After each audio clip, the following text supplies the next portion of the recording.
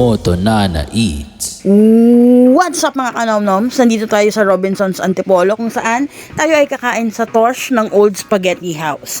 Ayan, first time nga lang actually namin kakain sa Old Spaghetti House kahit ang tagal-tagal na niya na-open. Ayan, na-established 2003 pa. Ayan ang kanilang menu. Mga kanomnoms, voice recording muna tayo dahil medyo maganda yung quality ng ating pagka-record ng audio. Medyo hindi siya nag-absorb ng sound. Pero okay lang. Ang importante naman ay ma-try natin yung food nila. So we got the all-time favorite package worth 1,125 pesos, good for 2 to 3, and ito yung included sa package. Appetizer, sampler, calamares, nachos, and chicken poppers. 1 liter of iced tea, spaghetti pesto with grilled chicken, and the 4 cheese pizza. Yummy!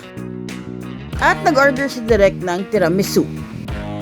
Off the bat, masarap yung iced tea nila. House blend yata to and hindi siya lasang mga pucho-pucho na iced tea. Yung calamares nila okay naman, though hindi ako mahilig sa calamares, pero crunchy yung breading nila and lasang malinis at hindi babad sa mantika. Oh guys, by the way, meron pala silang blue cheese sauce. Ayan, ang sarap. For us yung nachos, medyo maasim ng konti yung sauce nila. And yung toppings nung nachos, medyo makonti siya compared dun sa nacho chips.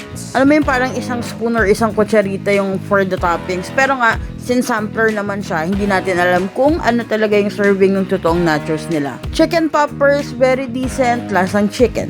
Bago natin itry yung pesto nila, yung pizza muna nila. Cheese pull time! And in fairness, nagulat kami ni Direk, ang sarap ng pizza nilang to. Hindi ko lang alam yung iba, pero ito, solid. Grabe. Tapos sabi ni Direk, isaw-saw ko daw yung pizza dun sa blue cheese. And it works. I tell you, it works. For the pesto mga kanomno, mas medyo na-dryan lang kami sa pesto. Kulang siya ng sauce. Alam mo yung parang, basta kulang siya ng olive oil.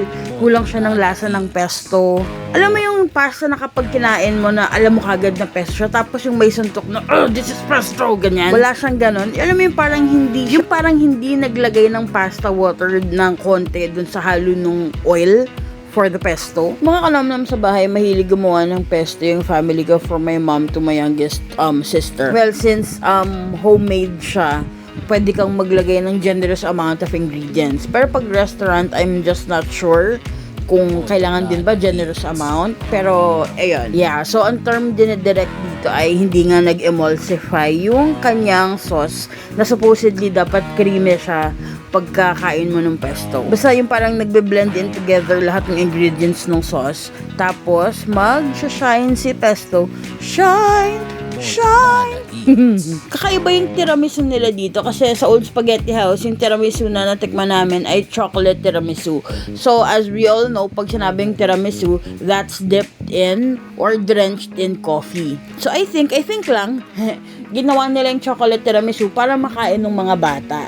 And para ma-enjoy day. Kasi medyo pa-ice cream na yung dating ng tiramisu nila. Pero mga kananoms yung take namin sa restaurant, it's very homey, very warm, and for sure, babalik din kami dito. Yung price din and yung serving per order, marami. So, solve na rin and sulit din. Now, we are going to rate the food. For the 4 cheese pizza, it's 4.8 over 5. Sobrang solid niya. For the appetizer sampler, we'll rate it 3.5. For the pesto, 3.5. And for the iced tea, yan, pati yung iced tea rate natin ngayon, it's 5 over 5. For the tiramisu, 3.2 over 5. And for the overall experience, 4 over 5. That's it, Pansit, and it's a wrap. Ice cream yummy. Moto Nana Eats.